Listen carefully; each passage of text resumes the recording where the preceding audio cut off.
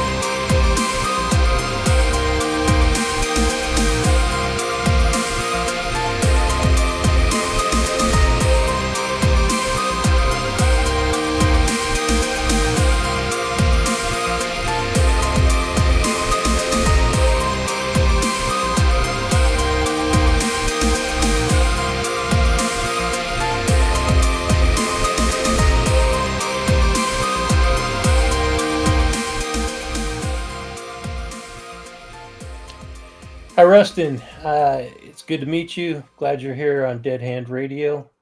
And today we're going to talk about ARGs. Do you have a canned definition or just a brief overview of what ARGs are? Yeah, well, the funny thing is ARGs are pretty versatile. So it's like everybody's going to have their own definition of it. The way I explain it to financiers and family members and people who have no clue what they are, I pretty much I explain them as almost like Easter egg hunts on the internet.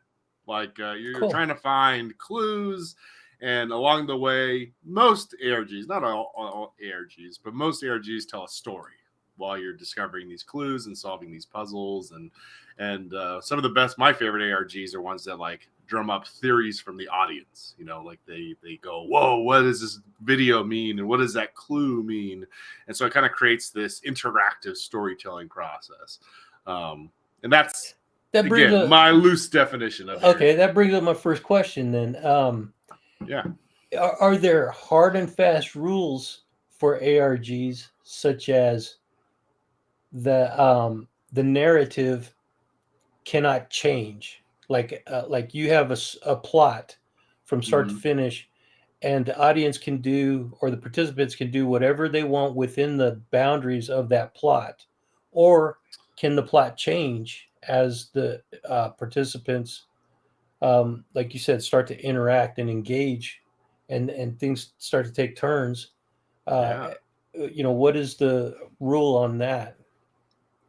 Well, I mean, it's really no rules. I mean, it's kind of, it's kind of like saying, "Here's a book, write what you want," and then you can kind of follow the general ideas and motives and concepts that previous writers have given you, like examples from books you've read in the past. But ultimately, you're going to be writing what you want to write. And so, an ARG I've seen ARGs that are following a strict path in storytelling, and so that's what they adhere to. I've seen ARGs where people were like anything goes. It depends on what the comment on the YouTube video is, that they'll actually change up their whole script. In fact, one of the ARG that I'm working on now, um, literally created a couple of videos based on some of the user engagement in the comments on the previous video. So it's kind of wherever it goes. For me, and I can only speak for myself, is I have a basic idea, a story world where certain like rules apply. It's like a magic realism almost sort of thing using technology. And as long as it fits within those parameters, so it's almost like, imagine like the Marvel Universe or Star Wars or something like that.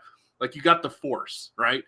As long as like user engagement aren't asking you something crazy from the Force or something like that, then for me, all rules apply. Like just, let's just have fun. Let's see what people want to engage in. But I kind of like to stick in that story world. Whereas I've seen other ARGs, I I can't think of the name of it, but there's one where it's like almost a Twitter-based ARG where essentially like people would comment and then it would just went off and it almost developed its own story world. I think that's really hard to manage, and maybe, I don't know, there's some tricks to actually keeping it alive and all that, but so it's everywhere. To answer your question, it's everywhere. It's like, so okay, cool, super interactive to your story world. I want to give you a chance to talk about your ARG, the Index, Sure. because it is pretty comprehensive. I mean, it's pretty interesting. It's what brought you and I together. I think I originally found you on Twitter, and then through the Twitter feed, I saw your YouTube channel and started following that. Saw the videos about the ARG, and my own journey into ARGs started only a few years ago. I don't remember exactly when, but and I can't remember if it was a book that I read, or it was a podcast that I listened to, or it was something Cicada 3301 that I heard about on the internet. Yeah. So I can't remember which one came first, but all three of those elements kind of spurred me in the direction of you and your ARG. And so when I saw that you were ramping it back up, I decided I wanted to, contact you, have a conversation, and see what comes out of that. Now, what can you tell me about your journey into the world of ARGs? How did you first discover it, and what inspired you to start your own? Yeah. So my first introduction to ARGs, or at least when I kind of like connected the dots, like, holy cow, this is really cool, like blending a reality entertainment thing, was probably The Dark Knight. When The Dark Knight came out in 1874, I don't remember what it was, but it was, they marketed, it was funny because it was kind of like bloggers and all them have been around for a while, but the internet was still kind of fresh. It wasn't like as baked as it is today, obviously. But what was interesting is their campaign really focused not on, obviously they had like major media channels and ads on TV and stuff like that, but a big part of their marketing budget went toward internet. And one of the things that they did so creatively was that they targeted bloggers by sending remember Dark Knight is the one with the Joker, right? Yeah. So they sent cakes, like literal physical cakes, to all these bloggers. And I used to follow this blog called /Film. I think they're still around. I just haven't seen it in a while. But and they were kind of small-ish. And they had this article that had to like, hey, we just received this anonymous cake. And the cake said, ha, ha, ha, ha, ha. They're just like freaking out. Like, was this from the marketing team of The Dark Knight? Like, this is creeping me out. And they found a phone inside the cake. And like, I don't remember if they like found somewhere like a certain time it was going to call. I can't remember how that played out, but the phone eventually called along with 100 other cakes and bloggers and all that. And it gave them like a code. And then like it created this like huge live event where they had to go find a phone booth, I think it was. Or that might have been a different ARG. But at any rate, it was like turned into this whole thing where they even had websites. And this is the thing that kind of blew me away, is they had websites that were like in story world websites. And I'm sure it exists. It had to have existed before, but it was new to me. And I'm like, holy cow, there is a website dedicated to the Dent character, Harvey Dent, as if he's really running for mayor of Gotham, like as if it's a real city, it's a real political campaign and everything else. And that blending of story world and reality just blew me away. And so I had a project coming out, a film called Nonsense at the time. And I was like, you know what? The film was about like this girl who can't get out of her house. She goes through like one door and ends up coming out of her bed, like out the front door and coming out of her bedroom door. So she's like effectively trapped inside of her house. And I was like, what if I did something like that? So I created like these frames, door frames that were like standing on their own. And I put them all around this college that's near me and to promote the film. And it kind of worked. It wasn't great, but it kind of worked. But it was hella fun, man. Like just to like blend people, create curiosity for people. We even had a website that was kind of dedicated to be like almost like a what's going on there sort of thing. And it was like, for me, that was like that blending. I was like, I can't go back. Like, I can't just do the Hollywood thing. I want to do this weird internet mixing reality sort of thing. Cool.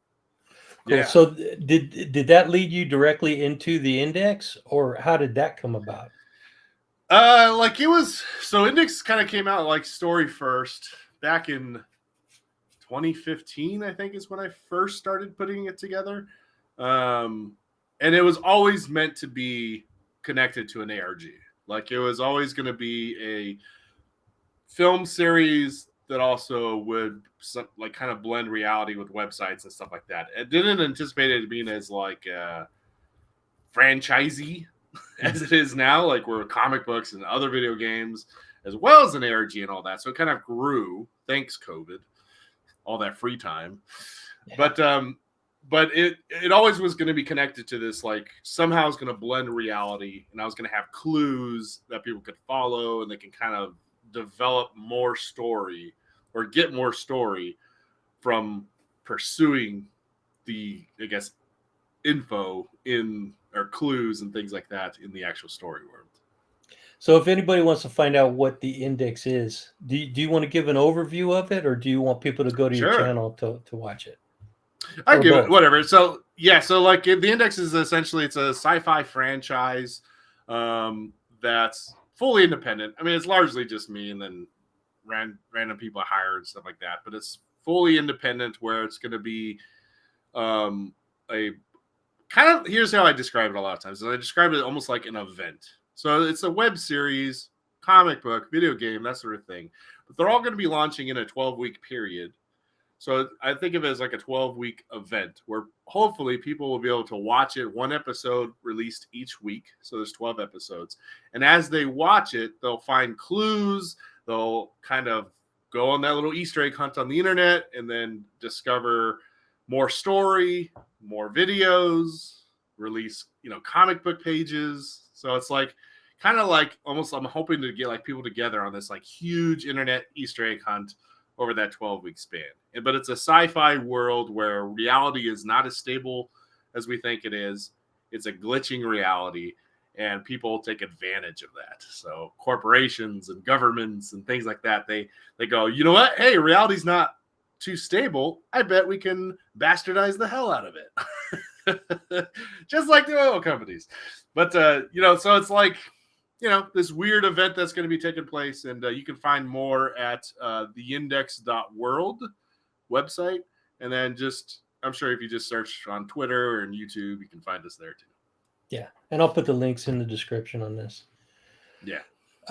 So how did you come up with the idea? I mean, I understand that you wanted to build an ARG, but how did you come up with the concept of what the Index is?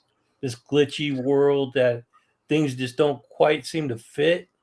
And, when you find like a I don't know, like a Lego kit where something's not quite right, and if it's out of order, then it leads to a clue that leads you deeper into the puzzle. So what spawned that whole idea? That's a great way to put it. So I also have, I do too many things. I also have my own like personal YouTube video or YouTube channel called Theory Inc. And it's all about like discovering crazy stuff in science or paranormal or government conspiracies, that sort of thing, which is very much like yours. Cool. And so one of the things I really got into years ago was the Copenhagen interpretation of quantum mechanics. So it's like the concept, and it's more like woo-woo science, even though I still think there's a little bit of weirdness in it, but it's a weird concept that consciousness kind of shapes reality. If you guys want to do go down a rabbit hole, just search like double slit experiment or quantum eraser experiment. It's wild stuff. Like the implications of it is pretty crazy. Although there's obviously a debate between whether it's real, the interpretation is real science or not. But I don't care. Like, it's like, that's like fictional gold for me. is like the idea that consciousness creates reality, or like has something to do with reality. And so I guess it just kind of, I like stories like where ambitious characters take advantage, or like almost like the anti-hero characters that find an opportunity and just squeeze it dry. You know what I mean? And so I imagine like a world where people found out that consciousness creates reality. So what happens if companies found out? What if governments found out? What if all these, you know, ne'er-do-well characters found out that it's a reality is actually malleable? How would they take advantage of it? And what would be the implications on reality in general if people took advantage of it? You know, like you can argue like pollution and all that sort of stuff is in the air now. Well, that's because people are chasing after that dollar or power. So what about reality? What happens to reality? Does it start glitching out? Does it start messing up? And what does it look like when somebody weaponizes reality? You know, so that's kind of like that. Those two ideas combined is really what birthed the index. So you're obviously heavily influenced by science fiction. Yeah. Can you name like an author or a film director or somebody that has influenced you from an early age? Sure. Yeah. Stanley Kubrick for sure. Yeah. Like 2001 nice Space Odyssey. I mean, there is no, I mean, Dr. Strangelove, one of my favorite all-time movies.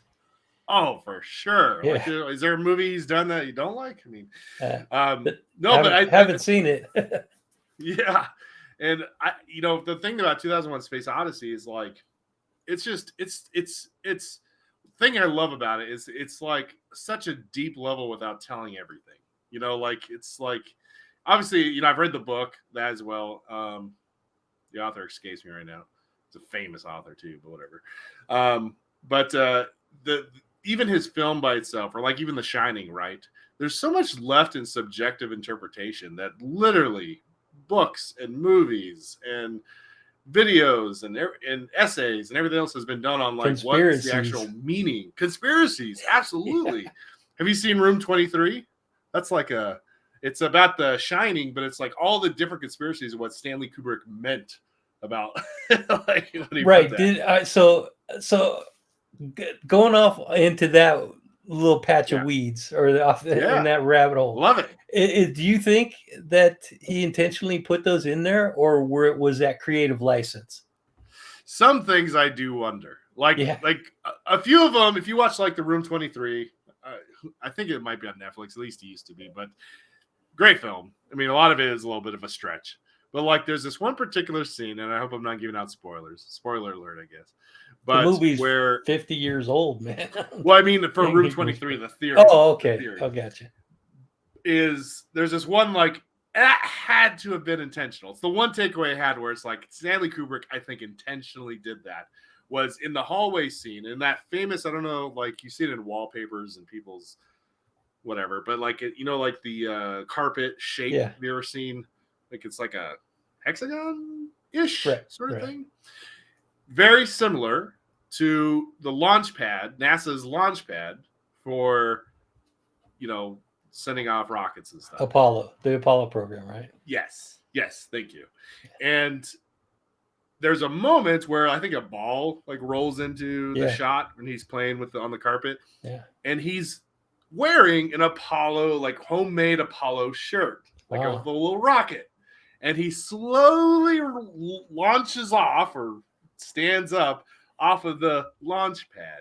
Like, it's too many coincidences. Like that one, that's the one I'm like, okay, I think he did that on purpose. I'm pretty sure. Now, what significance that is? Yeah, that's the part where it gets a little, I don't know, because he goes into, or that theory goes into, that Stanley Kubrick filmed the moon landing here on Earth. And then it was a big, you know, it was all faked, and that was his clue to say that he did it.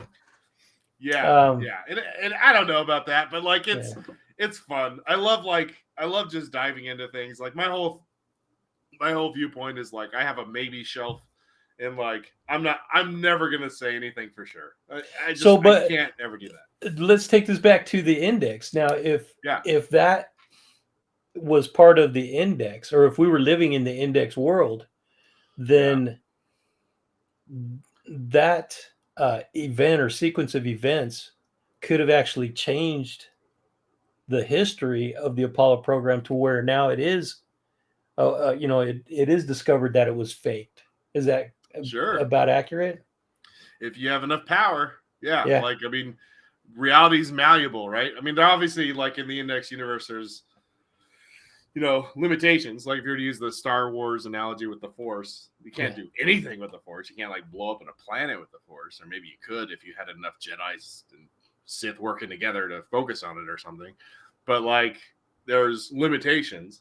But yeah, I mean, within reason, you could kind of like rewrite history or anything. Like reality is completely malleable to enough collective consciousnesses coming together to change it. Right, good stuff. So, yeah, going back to Stanley Kubrick, that is one of the influences on your for sure. Yeah, becoming a creative filmmaker, storyteller, world builder. Anybody else? Anybody else fall into that kind of like influence? Yeah, like not necessarily sci-fi related. I mean, there's like Christopher Nolan.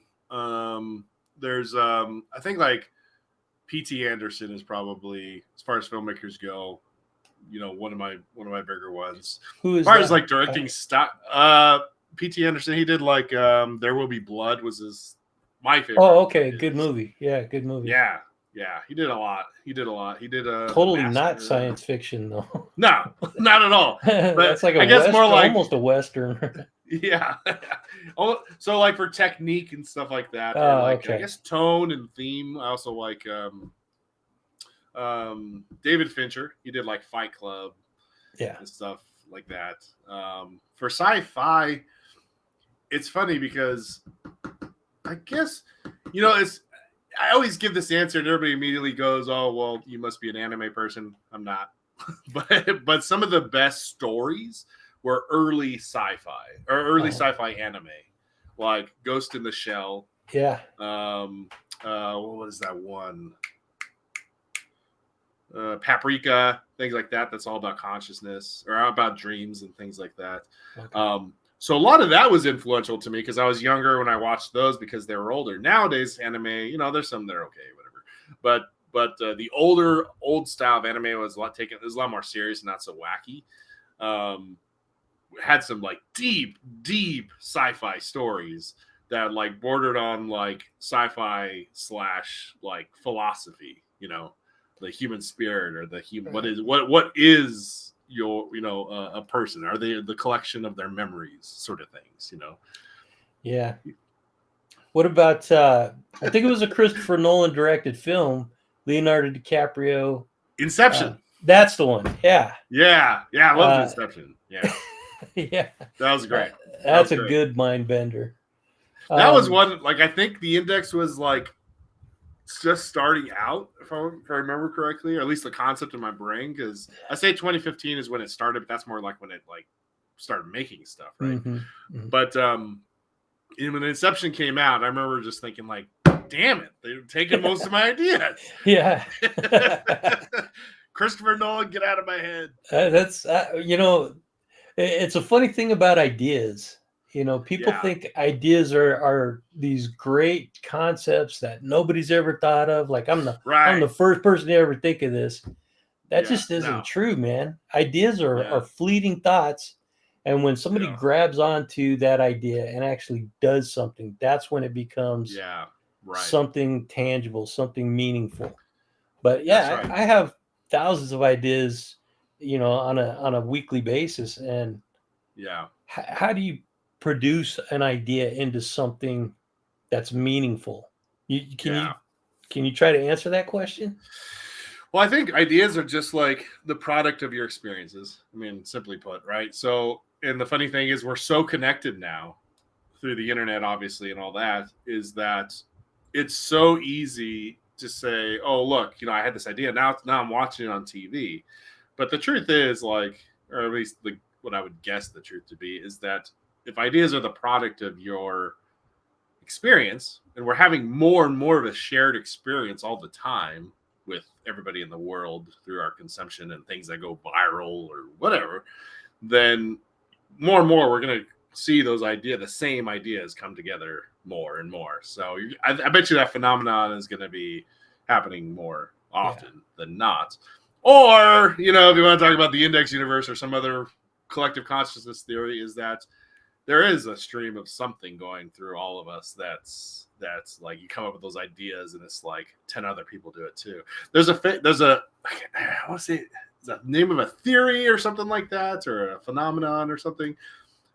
Now I want to say it's related to Pixar. I can't remember, but like there's a phenomenon I think in the early 2000s where like a Pixar movie would come out, but then also then like 2 other movies would come out. They're very similar, and there's no way, unless they had spies in each other's headquarters or something, there's no way that like what are the odds of those same type of movies coming out? And a lot of people had theories that it was like consciousness, this sort of thing. But no, to get back to your question, like where do ideas of this come from? And it's like, well, no, not where they come from. How do you take an idea from concept to something that's people can actually enjoy and participate in? Yeah. What's the process of doing that?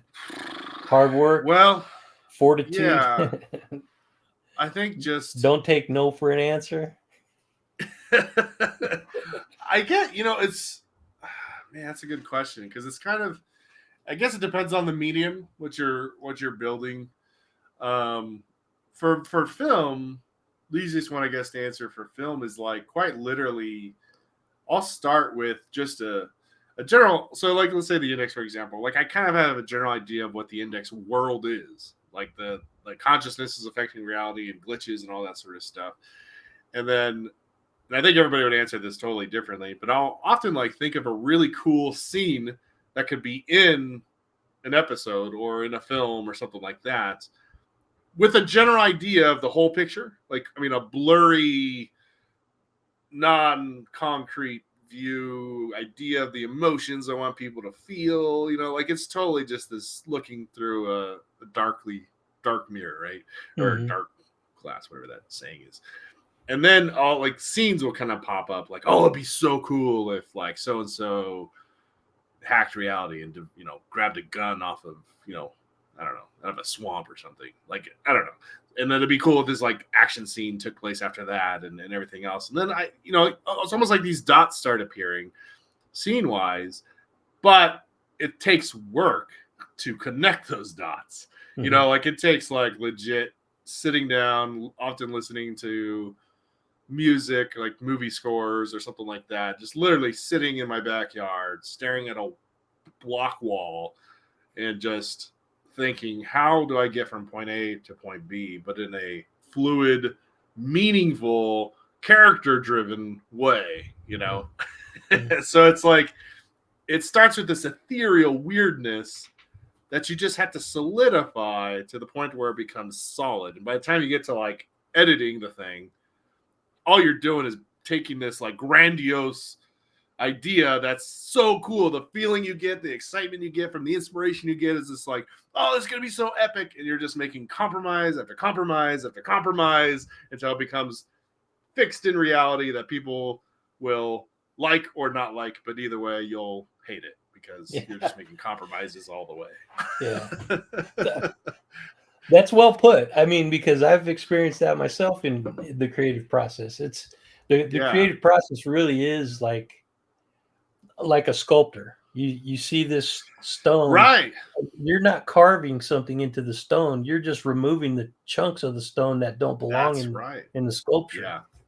Yeah. That's a great way. That's a great way. You put it well, and I just kind of expounded on it. So I like because you only take away, right? Like that's a great analogy, because you're only compromise. You can't, it almost never, even if you're like, maybe Da Vinci was able to do it, I don't know, but like like you can almost never get it exactly to that feeling or to that ideal. It's kind of like when you're reading a book, and it's you're reading it and then you watch the movie afterwards and you're just like, it wasn't as good, because you'll never compete. You'll never compete with the ideal that the person brought, because it's a different movie in your head for every single person that reads that book.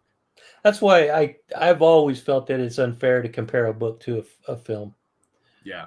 even if it's the same name, same concept. Like Right. the one that really went away from what the original source material was is World War Z. The book World Oh, War yeah. Z was That's right. nothing close to what the movie was, but Well, the it's like movie a was good journal or in its something, own wasn't right. it? Say what? It was like a journal. The book was like a journal or something. The book, yeah, it was like a journal. It was like a series of stories about Yeah, what people were experiencing through the zombie that's apocalypse. right. Yeah, that's Good right. book, very good book, well done. But and the movie was good on its own as well.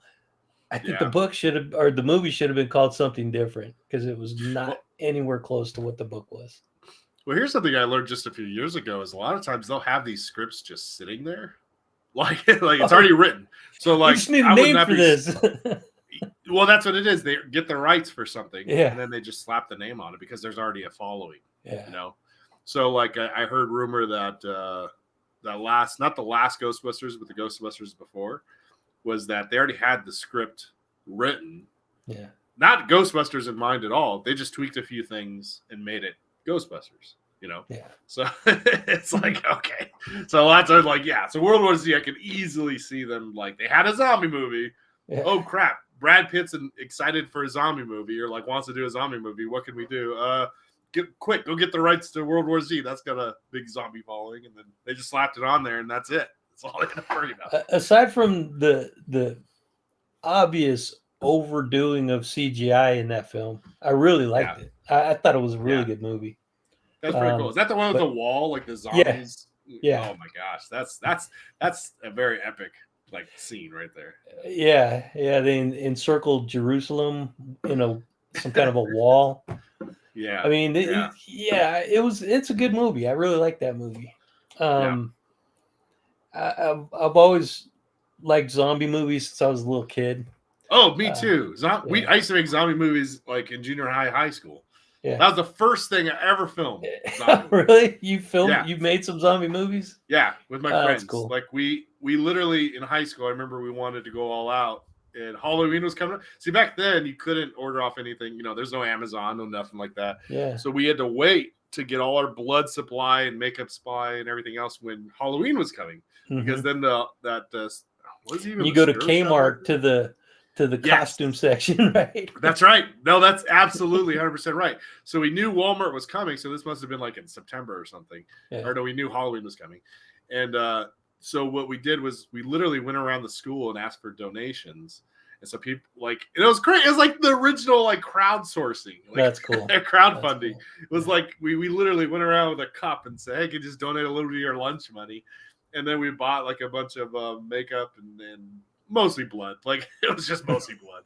And then we made some really horrible but fun zombie movies. Yeah, it's about the experience, man. The final product. Yeah.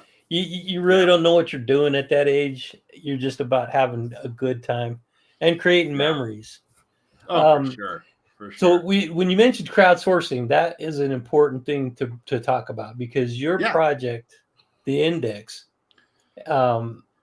would do well. Have you crowdsourced any of it? No, because I'm too scared to. Yeah. It's almost what are the pitfalls? Go ahead. What are the pitfalls of crowdsourcing that you're concerned spiritually? It would be, or maybe it's more like saying my ego is it's almost like putting my work to the test. Oh, yeah. People actually want to see this thing and make it happen, you know? Right. And so my thought was always kind of like, well, maybe I should get the first season out, right? Like I would get the first season out, build a crowd first, and then use that to fund. Right. Because you can crowdfund, obviously, almost from zero. It's a lot of work. And I did a lot of research on the best way to do it. And as they say, as that crowdfunding campaign's going on, it's like a full-time job. You're just going crazy on it. And me, I'm always I just default to I just want to make stuff. I don't want to be doing the crowdfunding stuff. I'm a horrible self-marketer. And so it always it always took it just went to the back burner. for so long, and now it's like, well, the strategy is like, let me just get a crowd first, and then I'll consider the funding or crowdfunding. Do you have you set a hard launch date for this project? Next year-ish. Okay. No. So the answer is no. No. So the answer is no. So in the foreseeable future, maybe. Yeah. Like it'll cool. Like once we get closer. I mean, within months, I will. Like I'll get to a point where, because I'm still. I mean, it's a side project that's taken up. I mean, half my day at least. Yeah. Well, when I mentioned crowdsourcing, I was more interested in hearing if you have reached out to other creative people to see if they would be interested in participating, helping you develop the concept. Not much, like I had a partner, actually originally had a partner who was helping develop the story and stuff like that. And then, lives got in the way, and it wasn't until COVID, that I started picking this back up. Yeah. And not to make this a sad story, but he actually passed away during COVID. Oh, sorry to hear that. From COVID. Yeah. So he, like we were kind of off. We weren't really working on the index pre that. And then that kind of was one of the pushing points to get the index off the ground. And besides, like, I've hired a couple of developers and obviously people a crew to help me on the set and stuff like that. But no, I haven't reached out to a whole lot. It's getting to that point though. Like, it's like, I like to think I could do everything, but that ain't gonna happen. What kind of momentum do you have behind the promotion? I know you say you're a terrible self-promoter, but there are some things that you're doing that are right, because when I see your little videos, your journals or whatever you call them, your video journals, those I'm like, when's the next one coming out, Rustin? When are we going to get to play this cool game, man? I know. So you're doing it right. You definitely got the teaser effect in full swing. But what's the because you'll go through like a period where you do some real good promotion, and then there's a break in between, and it kind of loses momentum at that point, right? It's true. No, it's 100% true. Yeah, it's hard to like, because you're trying to build the thing. Yeah. But then there's so much work that needs to be done into like even just getting a Twitter post out. Like, and maybe it's because I'm thinking too much about like the post, or I'm trying to like find the right artwork or whatever. Like I hate doing things just quickly. I just hate it. And I don't. A lot of people say, "Oh, OCD" and all that sort of stuff, and I don't know if it's that, but it's like if something goes out, I want it to be good, and so it takes time just to like build up a video or a tweet, even like I did a Happy Halloween thing, and I spent probably at least a solid hour trying to get the right AI art. I saw that. Yeah, I saw that. Yeah. Okay. Twitter, That's right. Yeah. And it was like, I wanted the pumpkin to be like connected to all these devices, and it's like very indexy, right? Yeah, like it's just like all crazy, and it wasn't working with me. And I finally just relented and said, "Fine, it's been an hour," and put it out there. And that's the trick, right? Like it's just like there's so much, and what'll happen, like if I go like those dark periods, a lot of times like it's because I'm working like. Well, I think the last one was because we were like in the middle of shooting, so it's like that's like a 10 to 14 hour day every day. Yeah. So that's like I'm going dark for all that stuff. But it's like I can't just release easy stuff. I would love to just kind of like throw out whatever, or I guess stock art or something like that. It's just hard. Well, the artwork that I've seen, the videos that I've seen, I know there's quality behind it. I know you're producing quality content. Thank you. For the web and for the audience. To my detriment, apparently.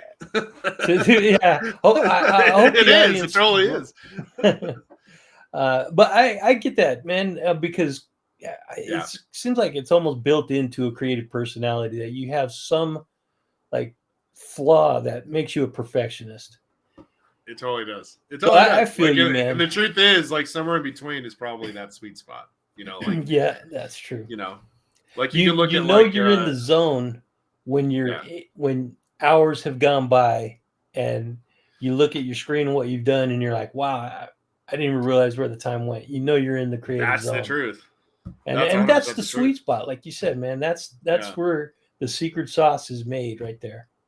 Yeah, that's the truth. And honestly, like with the index, I could see, like I said, it's most largely me working on it. But like I always joke with my wife, like, if this does take off and there's a team to be hired, forget it. You know what I mean? I'll lock myself away. I'll just play producer for a lot of it. I'll hire directors and everything else, and I'll just be writing stories and be like, nice. Here, have this. And like, what is this? A movie? A video game? I don't know. Just make it. just keep writing stories and then just have creatives do it. Yeah, that would be awesome. And every so often I'll be like, I like this story too much. I'm filming this one. Have you thought about putting it into a book form? Oh, well, I guess the story's so still evolving, so it's kind of hard to have sit down and write a story that's not there's no end to it, right? Well, this is the problem because I go too ambitious. So not only is there a book in the works with a general outline, but there's also an interactive fiction / book. Oh no! Okay, I get. That's on top of everything else: the comic book, the ARG, the film series. So the interactive book is a developer right now working on that, just to get the. So just real quick, explain to people who may not know what interactive media is. Sure, it's another one of those like loose terms that kind of whatever you want to make it. For me, I guess like anything that requires the audience to participate. Whether even if it's like a solo, which a lot of times there's a lot of solo adventures. Video game would be like an interactive media, right? Or like an ARG, where a lot of times you have to work as a team to continue the progress of the story or to kind of get there. I like to think of like a lot, at least for the film series stuff, is like for the index, is I like to think that it's for all audiences, and that's like you can just kick up your feet and just watch the show. You don't have to interact with it, but it's interactable.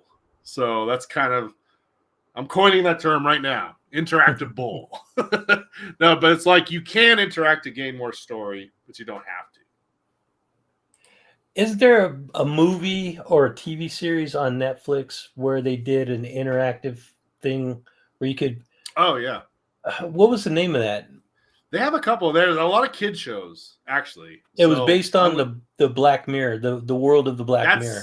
That's Bandersnatch. Bandersnatch, that was an interesting one. That was cool. I don't know. That's interactive movie. You could do the same thing with tell your own story books or something like that, or write your own story books. Right. And I've seen those. I think like I liked it. I don't know if like here's a funny thing too, especially the type of stuff I'm making. But like I don't think I would ever want to watch another. Like it was cool as a like one-off, like a novelty sort of thing. Yeah. I think the better approach is like make something that it's their choice if they want to dive deeper into it. You know what I mean? Yeah. As opposed to like making you, because like after a while you don't want to be clicking. You're just watching and that sort of stuff. But like it does interrupt. It does interrupt the experience of watching a movie or TV series. Yeah. So it's almost like if it's interactionable. Again, I'm writing that down. But like, okay, here's a great example. So we just watched the Moon Knight. Is that what that new Marvel TV series on Disney Plus? Yes. There was a Moon Knight series. Yeah. So watching it, no problem, no nothing. But all of a sudden I saw a QR code in the background. Really? And I was like, I bet you that's a thing. So like I had him pause it and I did the QR code, and then there's this little thing that kind of popped up. It wasn't like an ARG or anything, but it just kind of gave me a free comic book to a Moon Knight comic book. I was like, what? That's cool, because that is cool. That gives people the option, and that's like how word of mouth gets around too. Yeah. But that's cool. Like I like that. I like the concept. That's the whole thing of the index and the following clues and stuff. It's like the story has to be good enough where people just watch it as a story, and that's it. Or read a book. That's it. But allowing them to just dig deeper. That's it. I like the idea of the QR code. I didn't know that was in the Moon Knight It's when he's series. in the storage shed. He's a bit like, I think Okay. he's still kind of not sure what's going on, and he Is it opens up the obvious? storage Does it shed. pop up on the screen, or is it kind of in the background where you It's wouldn't? it's like a sticker on the door. So he has Oh, like, I think okay. there's like a scene where his hand, they're about to open it, or they're trying to fiddle with the lock. I can't remember. All right. And like it's there, so it's like pretty prominent enough you could scan it. Yeah. Obviously, it's not like a blurry whatever in the back, but Yeah. it's there at least in one close-up shot. That is cool. I've Yeah, seen some really interesting uses for QR codes in marketing. I do marketing yeah, is what my business is, and yeah. I've seen people take and create like 3D videos that you scan the QR code and it makes a 3D video play, and it's an augmented reality application. Yeah, Have you ever seen that's anything like cool. that? Kind of. I seen like AR stuff. I never Yeah, followed a QR code that did that though. yeah, That's pretty cool. yeah. It's AR's gonna be big. there's some really cool applications with QR code, and now it's pretty well known. I mean, most everybody knows but back in the day, 10 Yeah, probably about 10, 12 years ago is when it first started to come out, yeah, and I was telling my clients, you got to do QR codes on everything, and they're like, no, we don't want that. yeah, But yeah. now everybody's doing them. You got to have That's them true. now. Yeah, yep, that's true. There'll probably be QR codes in the index. I think it Okay. was Moon Knight. I was like, oh, I should be using QR codes. So I think I No wrote it down spoilers. No somewhere. spoilers. But There's gonna be so many clues. Like, hidden IP yeah, addresses. yep, that's right. There's actually a running ARG right now that people can. I kind of purposely made it really hard, but there's actually an ARG running right now that'll lead you to clues and stuff and prize at the end. By the way. Can we say what that is? Yeah, you can. I'll tell you what. The first clue is NBug, but typed like Hacker Elite. So it's 3NDBU6. Okay. And that should get you, and I'll just say the end, you'll know when it's the end of the ARG. Let's just put it that way. Yeah, I knew that was there, and I followed it. I just didn't want to put any spoilers out there, but No, it's in a good. couple of Yeah. your videos. Yep. Anytime you see, just for anybody who might be interested in following some clues, anytime you see something typed in a weird way, that is a clue. You see something in hacker type, that is a clue. That's right. That's a good rule of thumb to follow. Yeah. So I guess we should start winding this down because we're almost at about an hour, and I didn't want to take up too much time. I know you're a busy guy. Probably got your own. Did you say you're self-employed? You have your own business? I am. Yeah. So Okay. I'm actually a more commercial filmmaker, although I'm working on like a kid show right now of all things, which is kind of fun. Cool. Fun, but not my brand. So not only are we taking time away from your livelihood, but we're taking time away from you finishing This is fun, man. the index. Yeah. Yeah, you get. I mean, I'm sure you probably already thought about this, but are you going to have like some kind of a podcast element to the index? Yeah, I was thinking what I could do because a lot of the work will be done by then. But once we release the actual 12 episodes, so like again, like once a week, so over like 12 weeks, I want to do almost like a recap sort of podcast. Kind of like, you remember Walking Dead had the Talking Dead? Yeah.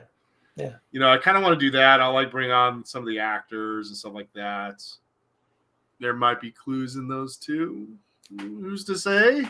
But I kind of want to do like just like a general recap of the show, and then possibly like continue that going after the 12 episodes. Cause I want to do multiple seasons, so it's like this will be the first season called NBug, which is like the most obvious clue, right?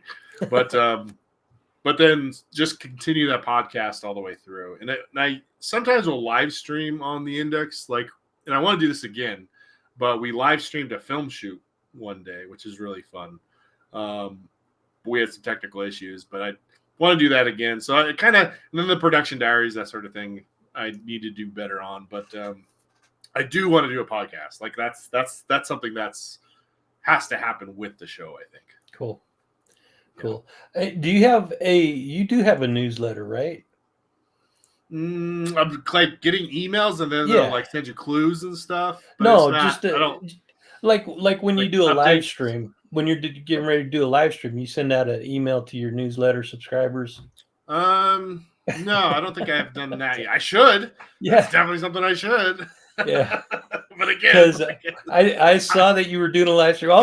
Also, Twitter Spaces. Twitter Spaces is a big hit right now. I've been participating in a lot of those. In fact, I have one I'm scheduled for tomorrow, I think. But those are actually fun. I don't know how new Twitter Spaces is, but especially like, which we didn't even talk about, but like going into like the NFT space and like the whole Web3 and all that. That's right. Which by the way is not. I always emphasize it because it's such a dirty word nowadays to use NFTs and all that sort of stuff. But I'm mostly interested in like the technology of it, right? Like I'm interested in the independence it can create away from the Hollywood system. Though I'm not like super anti-Hollywood, but I think like we can make this work with or without. But it's going to be for like people that are into NFTs. It's people that are into crypto stuff. So it's not going to be for the average fan that like doesn't care about that stuff. Is not going to affect you at all. So that's one thing I just always want to emphasize whenever I'm talking to people, because it's like literally a slang to sit there and go like, oh, decentralization and blockchain. Like, it's just a technology. It should be used as a technology. I think the way of like selling a JPEG is gone. Like I think that's kind of done now. But there's still the technology is still a solid thing. Yeah, I agree. I'm a big supporter of blockchain technology.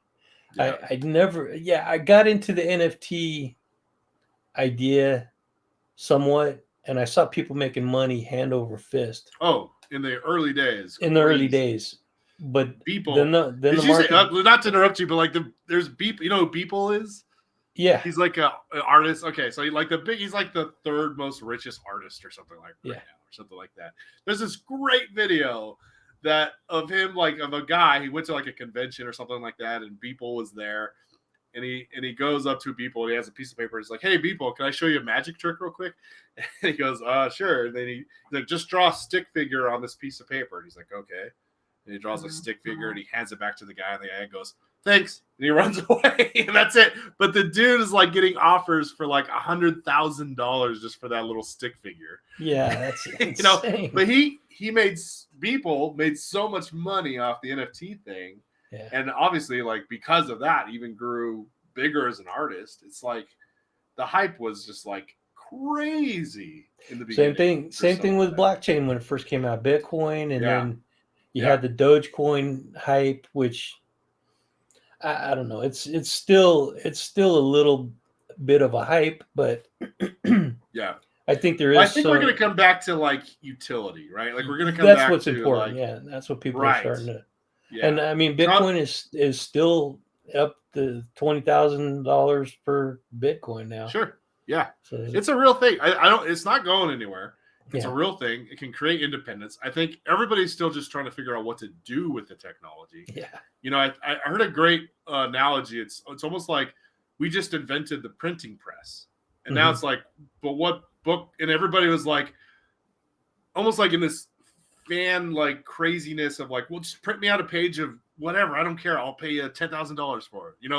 We're using a printing press because they're just, they saw what the potential of it could be. So people are spending a ton of money, and then all good for them. They made a ton of money. But now we're at a point now where it's like, okay, we have a printing press. Everybody's used to it now. The hype is still there, but it's largely dissipated. Now, what are you going to do with the printing press? And I think we will never come back from the printing press, but we have it now. And it's going to, increase things. One of the things that I'm part of too is Film 3, which is like a take on Web 3. And all of us, all those Twitter spaces were just like, what are we going to do? I don't know. I'm going to try this. I'm going to experiment with that, and it's like, we're all just like, we know that this printing press, to keep using the analogy, is great. And it's potential is insane. But we still just don't know what to do with it. We're still just experimenting and figuring it out. And the first person to do that, forget it. Well, it was the same way with the internet, man. When the internet first came out, people were getting online and not really knowing what to do. And then here comes Google, and they organize everything. That's right. People started using funny because everybody uses that analogy of the bubble, right? The .com bubble. Yeah. But they forget to remember that birthed Amazon. Exactly. Yeah. Like that. And so many other tech so many others. That's right. Facebook, a few of them have fallen by the wayside, but the whole social media technology came from that tech bubble debacle. And what's the thing is it wasn't because everybody's so focused on the domains with almost like an NFT JPEG thing. Right. They're so focused on it that they didn't think about the utility of it. They didn't think about what you could do with it. And so the ones that survived are the ones that thought that far ahead. Say, hey, I'm gonna provide an actual value, and then they rose to the top. Yeah. Yeah, we could talk about that's a whole different rabbit hole. That's right. So you've already gave your contacts, but I want you to reiterate it for anybody so they don't have to rewind it to catch them. Sure. How can people get a hold of you, and why should they get a hold of you? Why should people reach out to you? That's a good question. So you could mostly if you want to check out just a general overview of the index, just go to theindex.world. You can follow us on Twitter. I think it's at the Index Project. Yes, the Index Project, and YouTube it's /the-index, and any one of those you can reach out to me. I think there's an email. If you want to reach out to me via email, you can. It's what is it? Info or contact at theindex.tv. So that's another website that we didn't, that's probably going to go away. But so it's just it's an experiment. It's literally an experiment in interactable, I'm writing that down, interactable entertainment. Good stuff. I can't wait until you come out with some more stuff. I love when you drop a video, I'm there as soon as you drop it. Dude.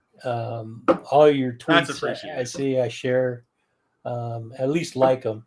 I may not share all of them, but I at least like them. Whatever I see. I just think what you're doing is cool stuff, man.